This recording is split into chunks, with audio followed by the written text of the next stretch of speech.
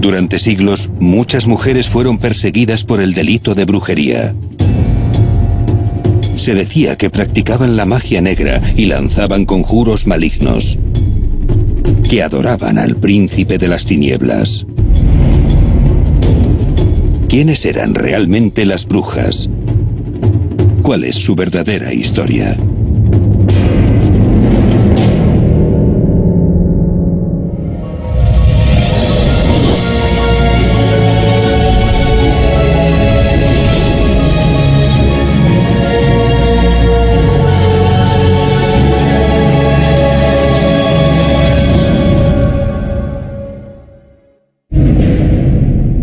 Siempre tenemos la idea de que van en sus escobas volando.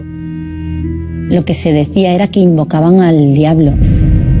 Nos la van a presentar también con un aspecto físico que nos va a inspirar temor, incluso repulsión. La bruja es el personaje más controvertido de la mitología. Su leyenda tuvo consecuencias en la vida de miles de mujeres. Siempre hemos tenido una idea negativa de las brujas, pero realmente habría que explicarlo.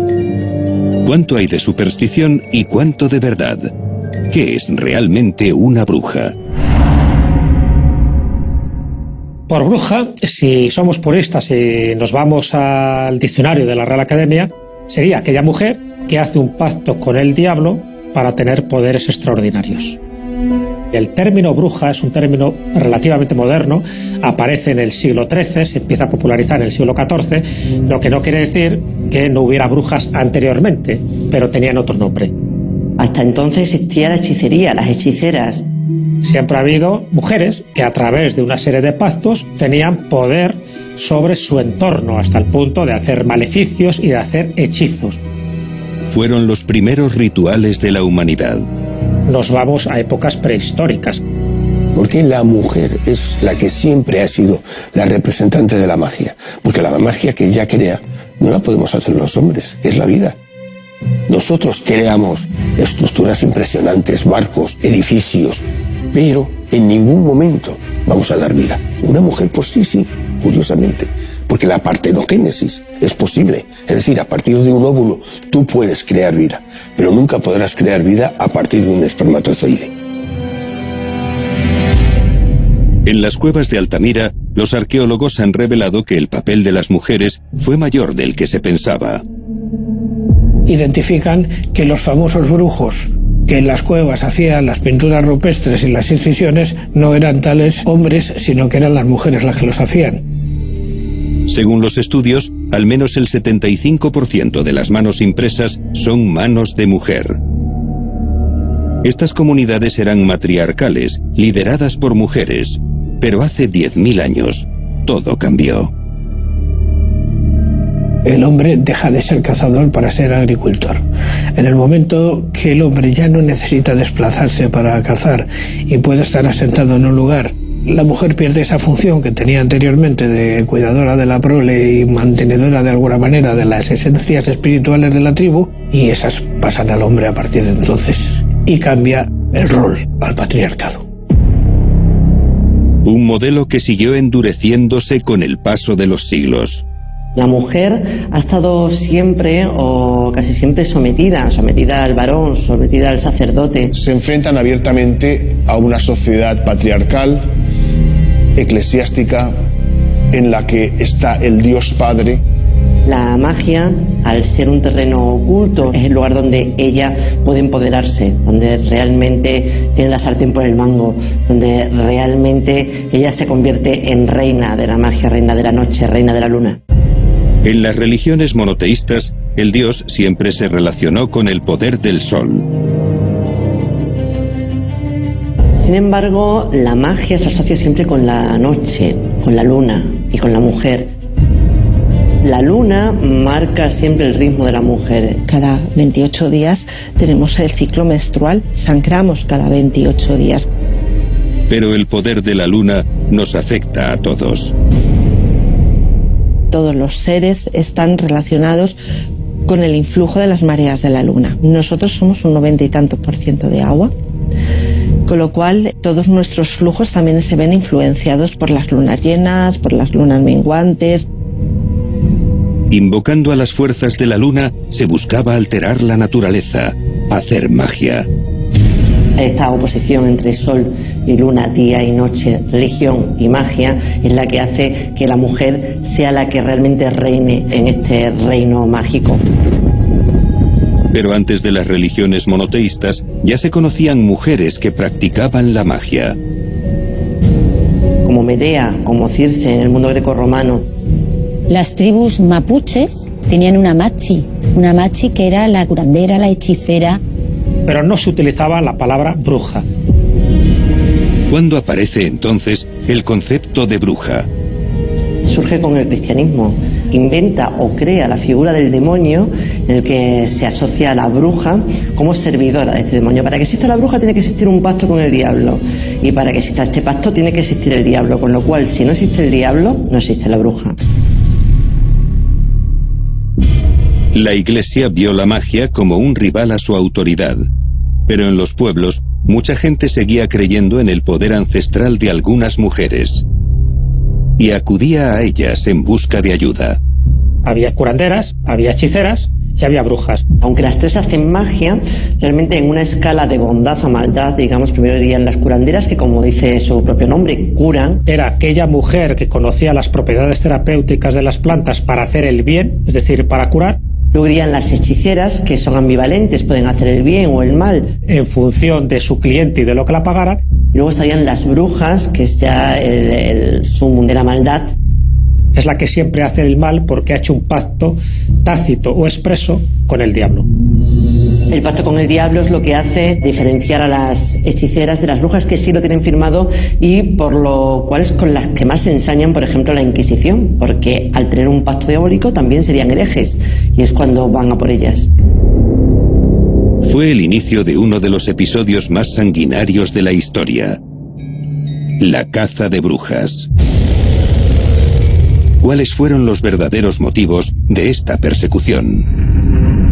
Había que buscar un chivo expiatorio a muchos de los males que estaban pasando en Europa en aquella época. Estamos hablando de épocas de hambrunas, épocas de peste, la gente moría y no se sabía muy bien la causa. Y entonces se sabía que había mujeres, normalmente marginadas de la sociedad, normalmente solteras o viudas, que bueno, tenían fama de hechiceras, de que de vez en cuando pues hacían sus hechizos para beneficiar o perjudicar a alguien o a algo.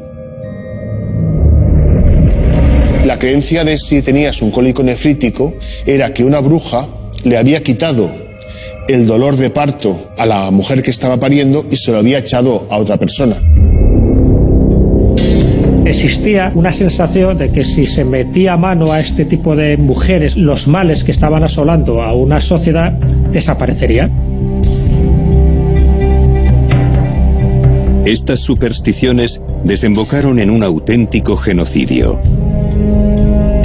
El pistoletazo de salida a esa caza de brujas, que dura ni más ni menos que 3 siglos, empieza con una bula de Inocencio VIII de 1484, donde ya se dice que hay mujeres asociadas al diablo para hacer males, cometer infanticidios, provocar malas cosechas o sencillamente que los animales vayan muriendo. Lo peor de todo es que 2 años después existe un tratado que se llama el Malleus Maleficarum, traducido como el Martillo de las Brujas, escrito por 2 dominicos bastante psicópatas y bastante misóginos, que era Sprenger y Kramer, donde van dando razones, principios y elementos de cómo detectar a una bruja, de cómo cazarla, para que este tipo de males que están asolando a una determinada sociedad desaparezcan de manera definitiva. Pero este plan insensato no fue obra de unos pocos. Aquí estuvieron involucrados teólogos, magistrados, reyes, papas, es decir, la gente pensante, la gente intelectualmente más preparada, son los que cayeron en la insania, en la locura de hacer una persecución de brujas, normalmente a mujeres, sencillamente por razones totalmente supersticiosas y por razones teológicas mal fundadas.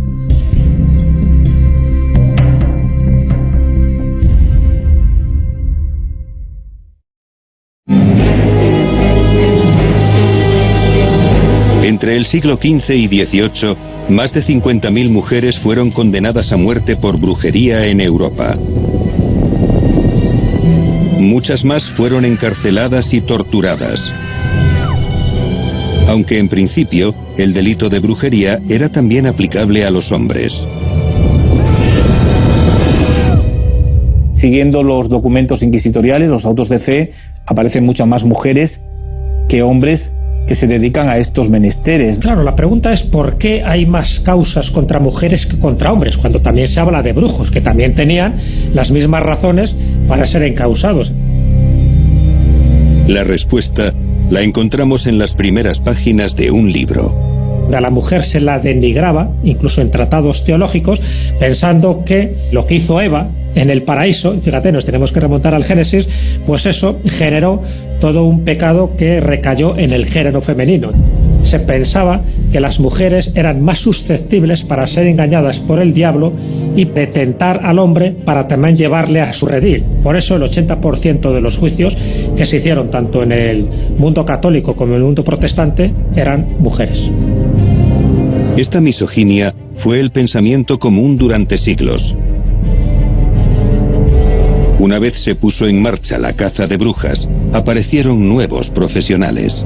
Existían los cazadores de brujas en España. En los documentos inquisitoriales encontramos la figura de Pedro de los Reyes, el cazador de brujas de Extremadura.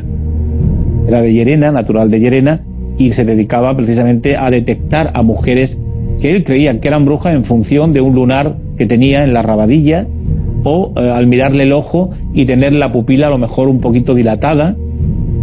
Todo podía ser una excusa para asociar a aquellas mujeres con el diablo. El tener 6 dedos, cualquier deformación física era sinónimo de brujería. La justicia muchas veces no hacía preguntas. La Inquisición, simplemente con escuchar al cazador de brujas, ya le daba paso. A partir de ese momento, solo tenían que obtener una confesión. Las mazmorras de la Inquisición eran el lugar más temido por el pueblo. Los verdugos habían refinado todo tipo de torturas. Las más utilizadas eran el potro, donde se te podían romper brazos, piernas. Te podías encontrar la tortura de la toca, donde te echaban también en el potro atado de pies y manos, te ponían una gasa en la boca, te ponían un embudo y comenzaban a echarte agua destilada. Podías reventar, porque no podías expulsar el agua. Y el inquisidor te decía, ¿realmente has practicado la brujería? Dime un sí cerrando los ojos. El no, ábrelos. ¿Era verdad? ¿No era verdad? La Inquisición decide. A lo mejor realmente no había hecho absolutamente nada y había sido una denuncia falsa, pero bajo tortura, a ti o a mí nos ponen en el potro y cantamos todo lo que haya que cantar. Aquellos tormentos podían prolongarse durante días, semanas, hasta que el cuerpo aguantase. También tenemos la polea, que sería la garrucha que le llamaban, ¿no? Donde ataban al reo con las manos atrás, lo elevaban y luego lo dejaban caer sin tocar el suelo. En aquellos lugares, los actos de mayor crueldad estaban permitidos. Solo existía una norma. Lo que no se podía hacer era que el cuerpo del reo efusionara sangre. Y eso hay que tenerlo muy claro, porque a veces visitamos los museos de la Inquisición y ahí nos encontramos prácticamente con un elevadísimo número de torturas que producen derramamiento de sangre. Eso no es Inquisición, eso es justicia civil. Las brujas no solo fueron condenadas por la Inquisición. En los juzgados de las provincias se ajusticiaron a centenares de mujeres. En aquellas mazmorras se cometieron las mayores atrocidades. Se decía que había una zona del cuerpo de la mujer donde normalmente ponía su mano el diablo para hacer el signo de vasallaje, y esa zona era insensible. El verdugo debía encontrar ese punto exacto para demostrar que era una bruja. Después de 200, 300, 1000 pinchazos, la mujer ya no se enteraba si le pinchaba una vez o no. Así que todas eran brujas. Estas prácticas terribles se extendieron por toda Europa. Por Alemania y por Inglaterra se cogía a la mujer y se la pedía que sostuviera durante el tiempo de un Padre Nuestro una barra de hierro al rojo. Luego se le vendaba las heridas, se le ponía un lacre, se la tenía vigilada y si en 7 días no sanaba, es que era bruja. Muchas mujeres no salieron vivas de los interrogatorios. La caza de brujas es una mancha que todavía pesa en la conciencia de la humanidad. Un término que se sigue usando en los casos de persecución injustificada y que solo debería ser recordado para evitar que se vuelva a producir.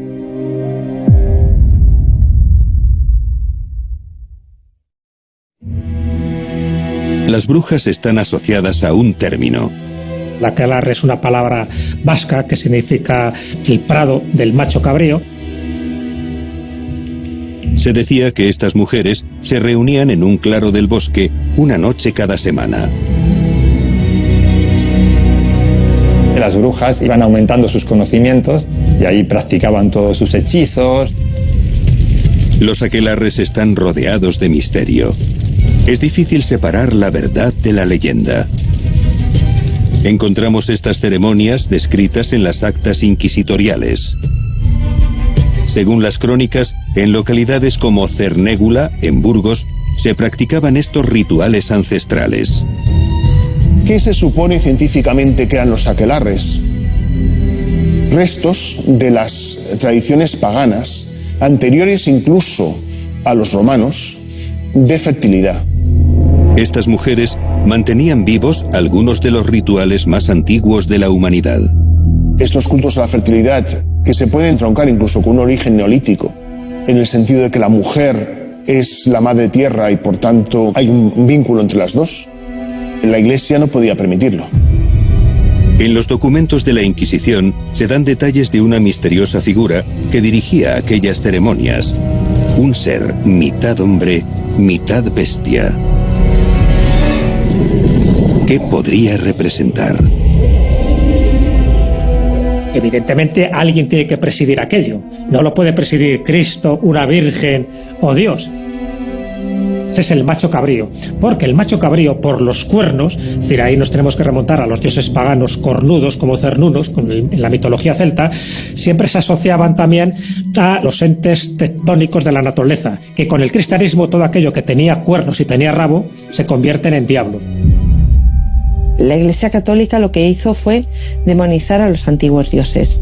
Es decir, el concepto del demonio como con patas de cabra y cuernos es una imagen que puede ser cualquiera de los dioses astados, Cernunos, Pan. ¿Qué tenían estos animales para ser objeto de culto? Bien el ciervo, el toro, la cabra, el animal astado siempre ha sido un representante de la fuerza salvaje de la vida. Cuando ponían la imagen a las antiguas brujas y decían, es que ese es el demonio, y decían, claro, pues vale, sí, yo adoro al demonio, porque para ellas no era un demonio, era su dios, era el dios de la naturaleza. Muchos de los procesos inquisitoriales se las consideran que son idólatras porque no adoran al dios verdadero, sino que adorarían, en este caso, al macho cabrío. Poco a poco, la Iglesia convirtió todos aquellos dioses en encarnaciones del maligno. Por ejemplo, Lucifer no deja de ser nada más que Venus luciferina, que es la portadora de la luz. Astaroth, que es un demonio muy famoso, no deja de ser una forma de adulterar y llamar a la diosa Astarte como abominación. La Iglesia había encontrado las formas más convenientes de representar al demonio. Ese concepto judío del demonio significa el antagonista, pero no le da forma, no le da ningún aspecto. Pero para que la gente rechace las antiguas prácticas, dicen que los antiguos dioses es el demonio. En los interrogatorios sobre los aquelarres se narraba un increíble suceso que acabaría formando parte del imaginario colectivo. Siempre tenemos la idea de que van en sus escobas volando. Aquellas mujeres juraban haber sido capaces de volar. ¿Qué sucedía realmente en los aquelarres? La respuesta la encontramos en el bosque. Las brujas eran las grandes conocedoras del poder de las plantas. ¿Qué son las plantas de poder? Evidentemente las que tienen capacidad de generar un estado de alteración de conciencia. El beleño y el estramonio eran conocidos por sus efectos alucinógenos, aunque eran plantas peligrosamente tóxicas. Como no lo podían ingerir directamente, sino que absorberlo a través de las mucosas, lo que hacían era hacer un ungüento que frotaban en una escoba. Cogían el palo de la escoba, que era el palo más suave que había en la casa, la madera, por el uso, por haber estado manoseado. Lo untaban de una serie de sustancias divertidas, entre ellas beleño negro, que tiene, entre otras cosas, LSD. Y se lo pasaban por entre las piernas. Hasta bien entrado el 18 no hay bragas. Así que, entre las piernas. La sustancia entraba en el organismo y te aseguro que volabas. Por eso se dice que las brujas volaban en una escoba. Estos estados alterados de conciencia fueron interpretados por los inquisidores como el resultado de pactos diabólicos. No obstante, el culto al príncipe de las tinieblas pudo haber sido practicado realmente por otras mujeres.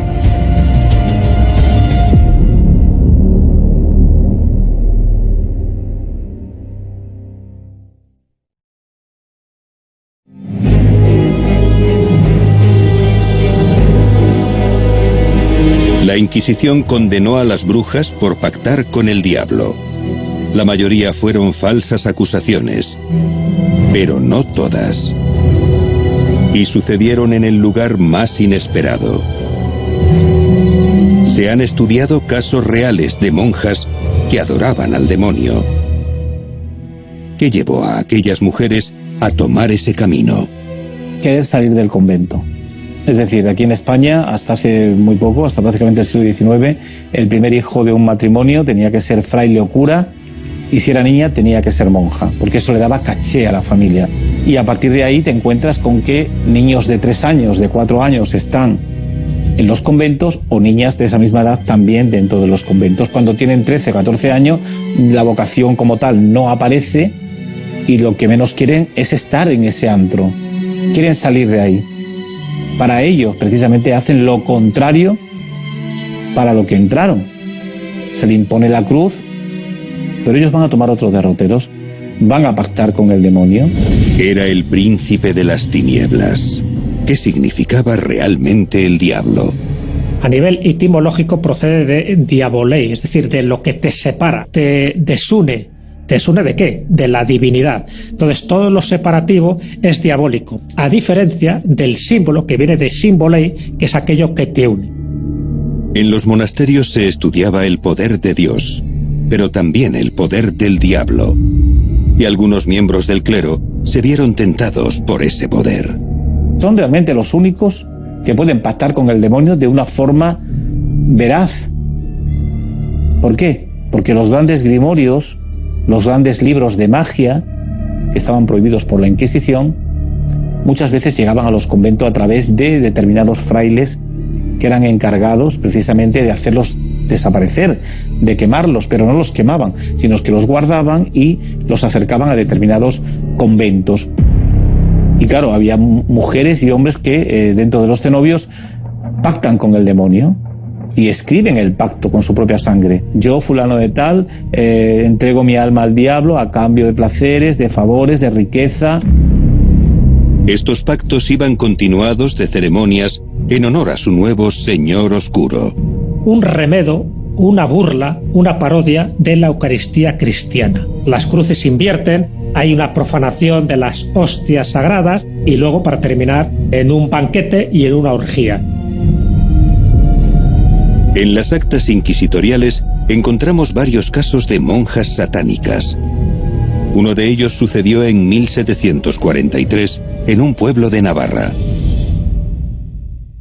Las monjas de Corellas eran un grupo de 14 monjas, de las cuales 6 eran satánicas. Tenían 2 comportamientos: el satánico por un lado en los momentos que a ellas les interesaban, pero cuando estaban con las otras monjas demostraban ser más cristianas que nadie. Es uno de los casos mejor documentados y encontramos nombres y apellidos. A la cabeza estaba la madre Águeda, que era la lideresa del grupo.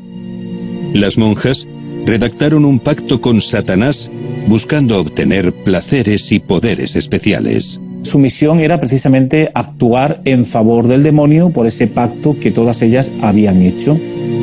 A partir de entonces, aquellas monjas hicieron todo lo contrario a lo que ordenaban sus votos. Salían del convento por la noche para practicar la fornicación. Esto equivalía a que estas monjas quedaban embarazadas, no solamente ya con gente de la calle, sino también con albañiles que venían a hacer obras al propio convento y frailes que también acudían, confesores de ellas. Y a partir de ahí te encuentras con que todos los niños que nacían en el convento, estas monjas lo asesinaban, directamente los ahogaban, porque para ellas lo que estaban haciendo era la semilla del diablo.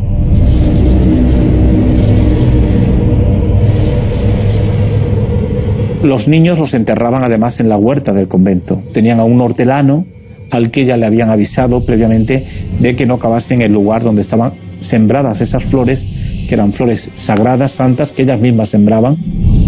Cuando la Inquisición entró al trapo contra estas monjas por denuncia de algunas de las otras monjas que se dieron cuenta de lo que estaba sucediendo, las torturan, y una vez que torturan a las monjas, ellas dicen dónde están los fetos, realmente, y todo lo que habían hecho. Van, desentierran y sacan 32 bebés. 32 esqueletos de niños, de fetos, que habían sido asesinados por estas monjas satánicas de Corella. Eran carmelitas descalzas. Pero los horrores descubiertos no habían terminado. Cuando entraron en sus celdas, los inquisidores, para inspeccionar a ver qué había por allí, se encontraron botes de formol con trocitos de bebés, con unto de bebé, es decir, la grasa con las que ellas hacían determinados ungüentos para curarse heridas, dicen que cicatrizaban, para su propia piel. El suceso de las monjas de Corella es uno de los pocos casos donde los pactos con el diablo pudieron haber sido ciertos. Y no obstante, el suceso no fue descubierto hasta nuestros días. Corella nunca se enteró de lo que ocurrió en el convento. ¿Por qué? Porque había que salvaguardar la honra del hábito. Por lo tanto, la Inquisición jamás daría un espectáculo de estas monjas ni las sacaría a cadalso para ser enjuiciadas públicamente. Pero en la misma Navarra, fuera de los monasterios, se produjo el juicio por brujería más recordado de la historia de España.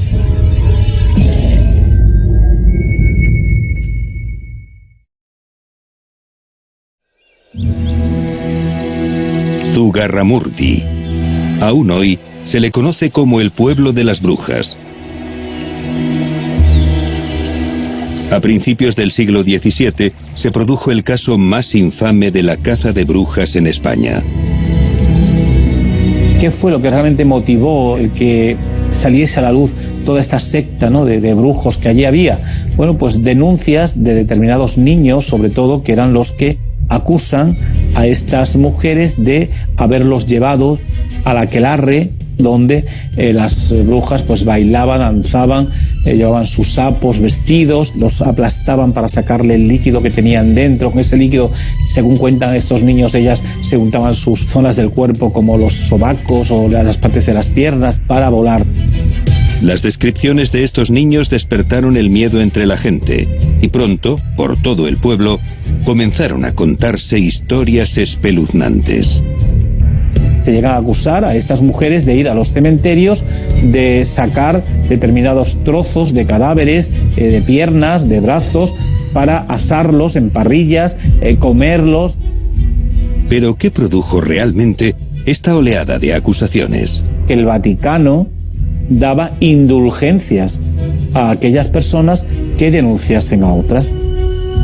Por lo tanto, tú en un domingo en misa podías escuchar el edicto de fe, y ese edicto de fe te decía claramente que si veis a personas practicando algún tipo de movimiento supersticioso, venid a denunciarlos. La gente creía que se podía salvar y podía llegar ante al cielo si denunciaban a determinadas personas. Y esto estaba al orden del día, con lo cual muchas personas fueron denunciadas de manera falsa, como pudo ser el caso de estas brujas, que a lo mejor no llegaron realmente ni siquiera a practicar la brujería en ningún momento. Las acusaciones de Zugarramurdi acabaron llegando al Santo Oficio. La Inquisición coge esas denuncias y va a comenzar y a mirar con lupa lo que allí realmente está sucediendo, porque no hay una acusación de 4 o 5 personas, sino que se llegan a acusar a más de 1000 personas por brujería, no solamente en Zugarramurdi, sino en todos los pueblos de alrededor. Tras un proceso de interrogatorios y torturas, 11 mujeres fueron condenadas a muerte. Quemadas van a ser 5 vivas, el resto van a ser quemadas en huesos, porque habían muerto en las cárceles de la Inquisición. ¿Qué ocurría cuando una persona moría en las cárceles de la Inquisición? El cadáver no se lo entregaban a la familia.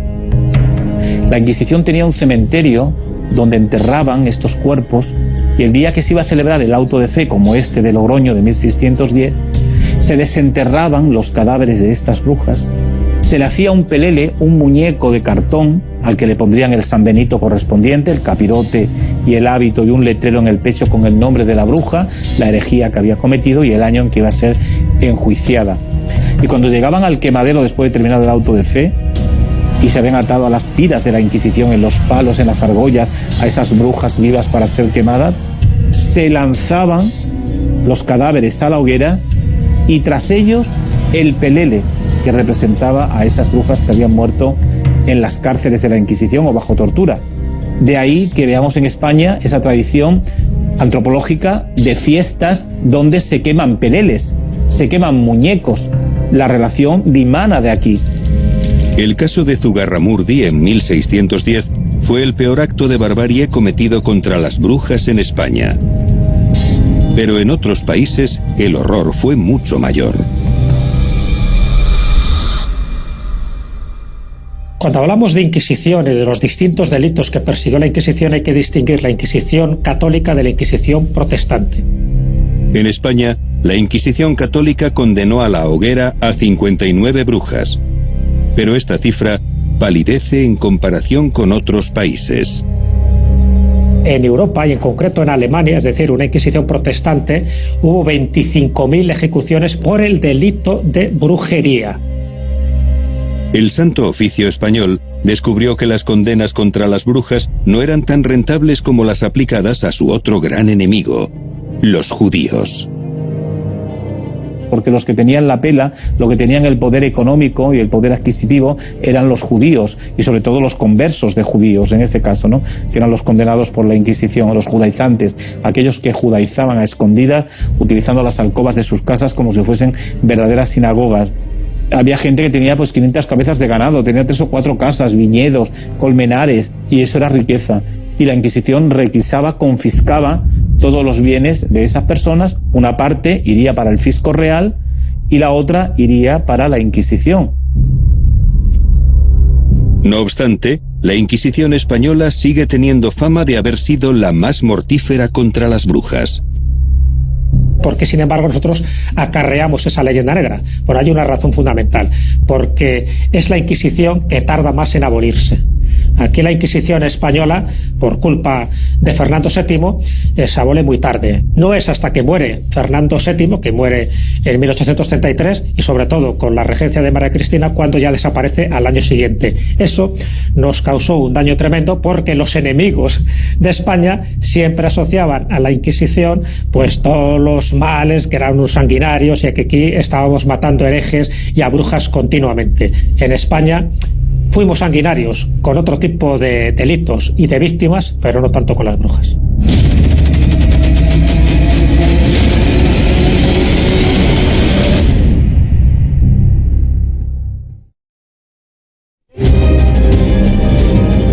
En el siglo XVIII, la caza de brujas llegó a su fin.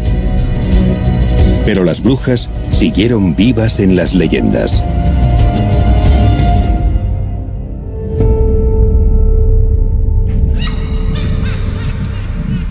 El personaje de la bruja en los cuentos nos lo presentan como un ser malvado. Es una persona solitaria que normalmente vive alejada de la sociedad y que además practica la magia negra.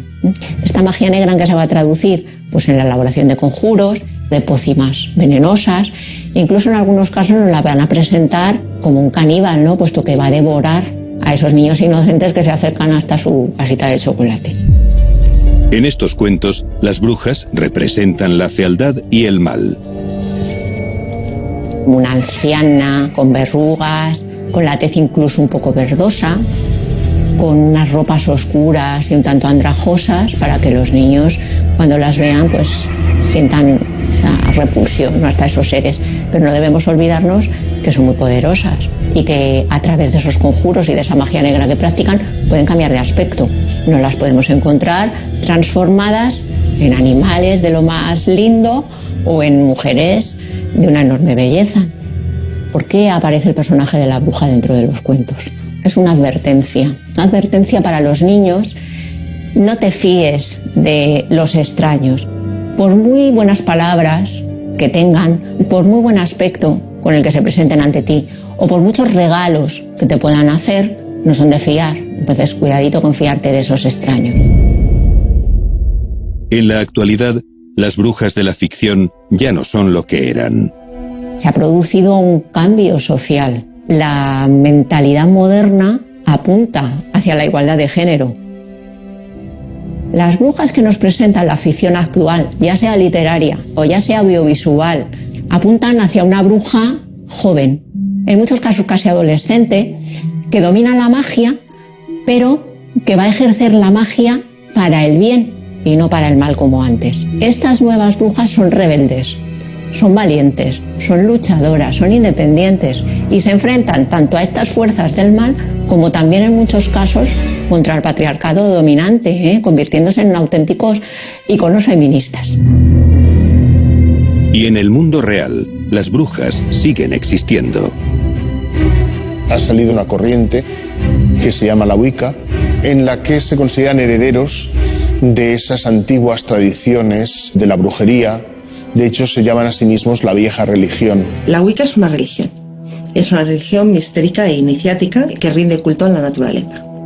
Originada en el Reino Unido a comienzos del siglo XX, la Wicca se ha extendido por todo el mundo.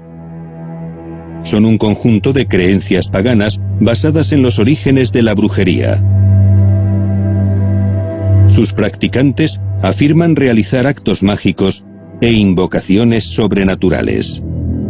Tienes que ser recibido en un coven, tienes que ser recibido en un grupo donde se te da la iniciación. Estos coven son la evolución directa de los antiguos aquelarres. Es nuestra familia espiritual, es la gente con la que compartes pues, los momentos quizás más inefables de tu vida, los momentos donde estás haciendo magia. No obstante, a pesar de ser la misma brujería, sus integrantes tuvieron que cambiarle el nombre. ¿Por qué? Porque la gente ante una palabra como Wicca no tiene prejuicios, mientras que con la palabra brujería tiene muchos prejuicios. El 90% de la gente lo que conoce de la brujería es lo que ve en las películas. Va a los clichés, va a lo que le han contado que es la brujería, antes de preguntar, bueno, ¿y eso qué es realmente? Quizá en las brujas podemos ver un aspecto de la mitología de lo que es la falta de comprensión cuando no comprendemos algo y reaccionamos negativamente. El mito de las brujas es precisamente el de su maldad. Y estas leyendas no se han derribado del todo. En el presente, en algunos lugares del mundo, siguen existiendo leyes que castigan la brujería. En países como Tanzania, cada año, más de 500 mujeres son quemadas o mutiladas por este motivo.